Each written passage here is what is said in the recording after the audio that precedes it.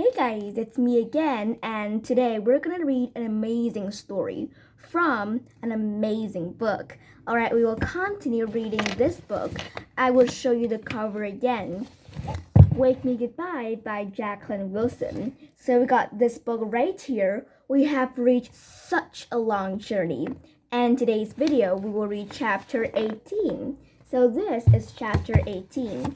We will read chapter 18 for today's video. Wow, such a long journey. And we nearly finished this book. Just a couple more chapters. And this book is amazing. I love the story. And I love how Jacqueline told the story to us. So beautiful, and the words too. And the characters are amazing. So in chapter 18, like in the last chapter, Chubby and all the people in the house found out that Archie isn't the one who peed on the bed. Turns out it was Big Kevin. Alright, and in chapter 18, it's like Shirley. She did a dance in front of her whole class and got made fun of. So let's see. Chapter 18. Kevin came back for Sunday dinner, but he hardly said a word.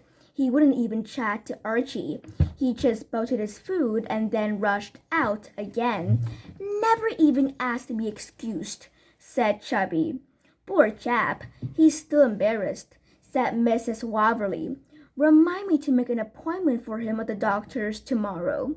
He's not sick, not when he can't chomp his way through pork with crackling, and my apple pie and custard, a blooming great helping too. He can't stop eating, or his wee-wee. Archie burst start laughing. Chubby, you said wee-wee. Now, little one, said Chubby, but she was laughing too. You're horrible, I said. Oh, Mrs. Prim's 30 now. Well, you are horrid, mocking poor Kevin, I said angrily. I stood up. Please may I leave the table? No, you may not, Shirley. Not until you've apologized to Miss Chubb. I won't have you speaking to her like that, said Mrs. Waverly. I'm sorry, I mumbled, though inside my head I shouted, I am not the slightest bit sorry, so there. Come with me, Shirley, said Mrs. Waverly. Please excuse us, Chubby dear. She led me to her sitting room. I perched on a velvet chair, fidgeting, expecting a lecture. I know you're not a really rude little girl, said Mrs. Waverly. I can see that you're very concerned about Kevin. You always stick up for him so fiercely, bless you. You must be very fond of him. I do understand, Shirley. She didn't understand at all. I didn't really like Kevin. I found him just as silly and annoying as everyone else. I just felt sorry for him. After all, he couldn't help being so awkward. And I know you must be missing your mother dreadfully now, said Mrs. Waverly. She went on and on. I wasn't even doing that. It was dreadful, but I was actually relieved she's gone. Now I could still be best friends with Jessica. She must really like me if she come all that way to find me, risking getting into terrible trouble. I felt a glow of such happiness I had to lower my head to stop Mrs. Waverly seeing it reflected on my face. You poor dear, she said, thinking I was trying not to cry. Do you know I was very touched when you say you wanted to stay here? I know it's the most conventional household, but you do seem to have settled in. Perhaps it's because we have actually got quite a lot in common. We both love books, don't we? She looked across the room at her wall of books. Would you like to borrow any of my books while you're here? I've kept all my E. Nesbits, do you see, on the middle shelf. Have you read The Railway Children? She smiled. It's a story about 3 children leaving London and going to live in the country. It might strike a chord with you.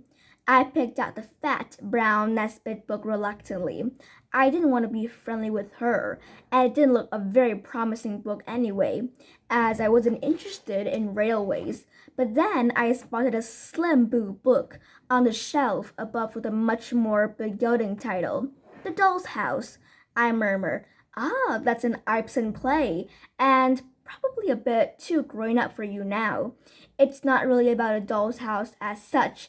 I think you must have your own doll's house at home. No, but I've always wanted one. I said. Really? Said Mrs. Waverly. Well, I'm very impressed by your little shoebox house, Shirley. You made it beautifully. Yes, but it's not the same as a real doll's house, I said. Mrs. Waverly looked at me. I'm going to tell you a secret, Shirley. I have a doll's house of my own. I did my best to look surprised. Can I see it? I asked, my heart beating fast. She hesitated and then stood up. Come with me, she said, holding out her hand. She took me upstairs with her and fetched the key from the jewelry box in her bedroom. Then she led me next door, turned out the key in the lock, and opened the door with a theatrical flourish. It was easy enough to gasp convincingly because the splendor of the house overwhelmed me all over again. Oh, I exclaimed. Oh, my famous vocabulary had deserted me. I just went on saying one vowel, but it expressed everything I felt. Mrs. Waverly's eyes shone, and her cheeks flushed. She looked much younger. Do you see which house it is? She asked. This house, I said. Yes, it's a perfect replica. I had the carpenter build 3 other houses before he got it exactly right. And then the fun began. She undid the gold clasps and carefully opened out the front. I stared at the 3 floors, ground floors, bedroom floors, and attics. The man and the lady had been in the sitting room, cozily cuddled together on the chaise lounge. They weren't there now. The woman was in the kitchen. The man was upstairs in the bathroom, his jacket off, his braces hanging down. He was holding a tiny shaving brush in one hand and peering in the looking glass above the wash basin. For a moment, I actually thought they were real and had wandered around the house by themselves. Of course, this was ridiculous. Someone had obviously moved them.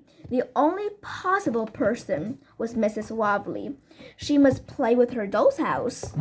I stared up at her. She was shaking her head fondly at the little dolls. They were a little behind today, she said softly, as if she didn't want to disturb them. They had a lie in the morning.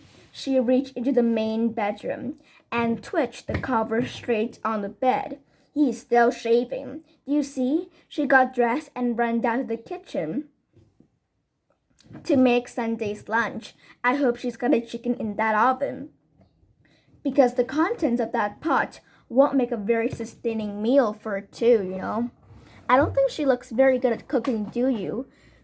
She needs to have Chubby in the kitchen, I said. I thought Mrs. Waverly would laugh, but she shook her head, frowning. No, she doesn't need Chubby or anyone else. She wants the house just for the 2 of them. She likes to do the cooking and all the chores herself, she said firmly. I felt a bit rich coming from a woman who couldn't even bother to run her own bath, but I didn't say so. So they're husband and wife, I said. Yes, they are. Mrs. Waverly stared at them intently. Shall we pretend they've had their Sunday dinner now and give them a little lie down? I suggested. My mom and dad always have a lie down on Sunday afternoon. Mrs. Waverly looked a little startled. Very well, she said hesitantly. She took hold of the lady's doll and laid her neatly on the bed. Her little arms and legs were bendy. Perhaps there were pipe cleaners under her soft, picky beige skin. Mrs. Waverly arranged the doll's arm down by her side, with her legs neatly together. She was wearing weeny sandals with heels, but they were stitched onto her feet, so she had to wear them even in bed. Can I asked, reaching for the little man doll. Mrs. Waverly breathed in, considering. If you're very careful and gentle, she said. I picked him up and eased his braces back over his shoulders, but didn't try to stuff his arms into his jacket sleeve, as he was going for a lie down too. I hung his jacket on a tiny peg in the main bedroom, and then made him walk over to his wife, moving his leg and then from side to side. "Budge up, darling," I said in a deep voice, making him snuggle down beside her. "Let's have a little snooze, beloved," I said in a high, lady voice. Mrs. Wobbly shook her head. "You're a very quaint child," she murmured. "There, have pretty winks now," putting a little shawl over them. "I wonder what their names are." Of course, I knew what the dolly name was. She was Madeline. I stroked the soft dark wool hair of the gentleman doll. He had a matching mustache. "His name is William," Mrs. Wobbly whispered. "Go to sleep, William," I said, but of course he couldn't close his embroidered eyes. They were very blue and piercing.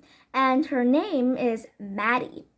Mrs. Wobbly's voice was scarcely audible, and they lived happily ever after in their house, Mattie and William. I said, "That's right, and William never ever dies," I whispered. Mrs. Waverly swallowed. "The real William died in the Battle of the Somme," she said. "Mr. Waverly?" "Yes, we're only just married in 1960.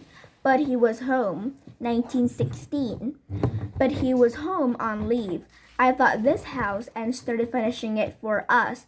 But then the telegram came. He died in July, but I didn't hear until the end of August. I think I went a little mad then. I can barely remember. I was in nursing home for a while, and then when I was well enough to come home, I couldn't see the point of finishing the house, not without William to share it with me," she said. "All these years later, and I haven't got round to it. Perhaps I am a little mad." "No, I don't think you're a bit mad. It's just like a fairy tale, so sad and so romantic," I said, sighing. "So the dolls are living the life you and William should have had." "Yes, they are." "Oh, Shirley, thank you so much for understanding. I hope you would, but you won't tell anyone, will you? Especially not Kevin and Archie. They wouldn't understand at all. They're not sensitive little souls like you," she said. "The doll's house means so much to me." "I won't tell, I promise," I said, and I put my arms round her waist and hugged her shyly. I felt honored to be taken into Mrs. Waverly's confidence. Mom and Dad and Chubby and the teachers at school all treated me like a little girl, but she talked to me like a grown-up. I went around in a daze for the rest of the day, feeling so happy. I wonder if I might tell Jessica about Mrs. Waverly's dollhouse when I saw her next Saturday. I promised not to tell anyone, but I'm sure she'll be sensitive too. When I went downstairs, Kevin was fooling around in the hall. He'd taken 2 walking sticks from the umbrella stand, and he was swinging himself along between them, up and down the worn Persian rug. "Where have you been?" he asked. "Where have you been?" I resorted. "Just out. Well, I've been just in." "No, you haven't. You weren't in the kitchen or Lady Mock's sitting room. You weren't in your bedroom either. You stay out of my bedroom. It's private. And stop porking those sticks in the rug. It must be worth heaps. This old thing? It's all fitted and filling to bits," said Kevin scornfully, but he looked at it anxiously. There were 2 lines of little indentation. "Look, you idiot. They'll smooth out." He rubbed at them with his big new shoes and caught a thread. "Watch out." I pushed him away and did my best to sort it out, but there was a big pucker in the pattern now. "It doesn't really show," he said hopefully. "It does." "Oh, Kevin, what's the matter with you? How'd you be so daft? You're in such big trouble when Chubby sees it," I said, sighing. "So what? I'm in trouble already." Kevin sighed too. "Oh, Kev," I lowered my voice. Why don't you get up when you want to wee in the night?" "I don't wake up, I just do it," he muttered. "Then in the morning I'm all wet. I really thought it might be Archie, not me. Truly? Well, I hoped it was Archie. You never would have been at home. Never, said Kevin. That maybe once or twice when I was younger. And did your mom and dad take you to the doctors? No, my dad belted me, said Kevin. What, really? He hit you with his actual belt? I asked. Yeah. How awful. I tried to imagine my dad taking off his belt and hitting me. It was impossible. Nah, he's got to learn, hasn't he? No, it hadn't worked. You're still doing it, I argued. Well, not anymore, so stop going on about it, said Kevin. That night, he tried to take preventive measures. He didn't tell me, of course, but Archie saw and told me the next morning. He put this towel in his pants like a great big nappy. He looked ever so funny, and then it didn't work properly because he still ended up with a little bit of wet in the bed. He scrubbed at it and washed the towel in the sink, but Chubby found out. Archie gabbled as I supervised his toothbrushing. He wasn't used to cleaning his teeth and was inclined to muck about pretending his toothbrush was a secret. Cigarette. Was she cross? Yep, said Archie. You won't say anything to all your little pals and the infants, will you? I said, ain't got no pals. They all call me Baldy. You'll make some friends soon, Archie, and you're not bald anymore. Your hair is growing nicely now. I played with the fluff. I reckon you're gonna be curly soon, and all the girls will be after you. I don't want any girls. I just want Chubby. I'm gonna marry her, said Archie. Give us a little bit of that silver paper you've got in your room, and I'll make her a ring. Well, you can help me. Do you think she'll say yes?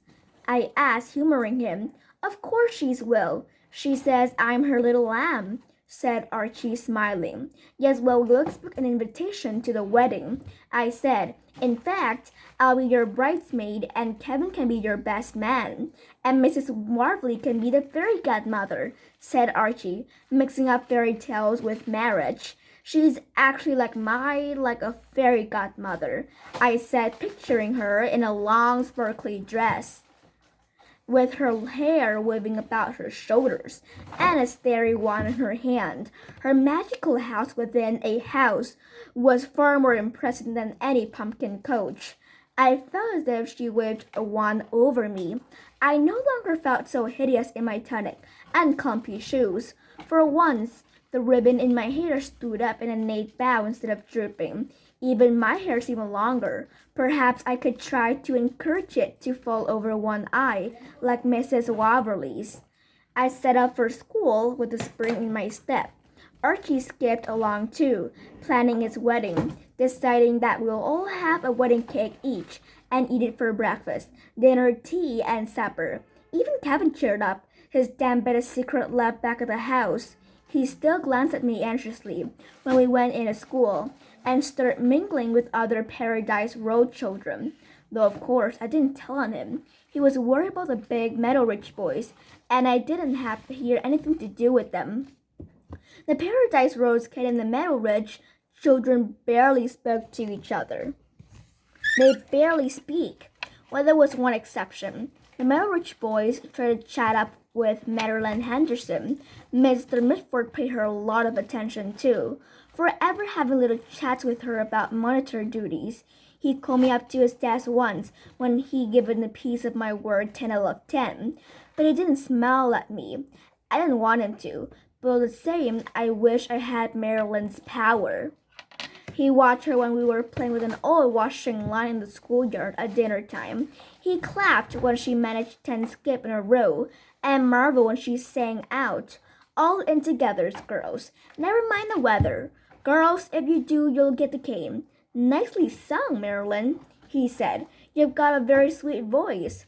When we had our dinner, fatty mince and lumpy mash, Mr. Mitford had a good idea for the end of term. I stared at him. The end of term? What was he talking about? We wouldn't still be here, would we? Everyone said the war would be over by Christmas. It hadn't really come to anything yet. The man on the wireless said there hadn't been any bombs at all. We all thought we would be going home in a week or two. What if we were staying longer? My head was in a whirl. I wanted to go home as soon as possible, didn't I? Or did I want to stay on at the red house? I shook my head guiltily, but I couldn't stop myself thinking about it. And I couldn't stop my heart thumping. I could play with Mrs. Waverly's doll's house and see Jessica. Why are you shaking your head, Shirley Smith? Do you believe that I have a good idea? Mr. Mitford called. I jumped. No, sir, I mean yes, sir. Of course you have a good idea. I stammered. Indeed I do. And this one's a cracker, even if I say so myself. I think you older ones can put on a Christmas concert for the infants. In fact, I don't see why we wouldn't entertain for the whole village. I'll endeavor to write a little play with a festive theme, and we'll have a few variety acts too. Marilyn, you've got a very sweet singing voice, dear. You must sing a couple of songs. I wonder who else has a special talent. Hands up anyone who'd like to audition for a concert. Two more girls said they could sing. A boy said he could do acrobatics. I was startled when Kevin said he could tell jokes. Suddenly everyone wanted to audition. Mr. Mitford looked at me, head on one side. What about you, Shirley?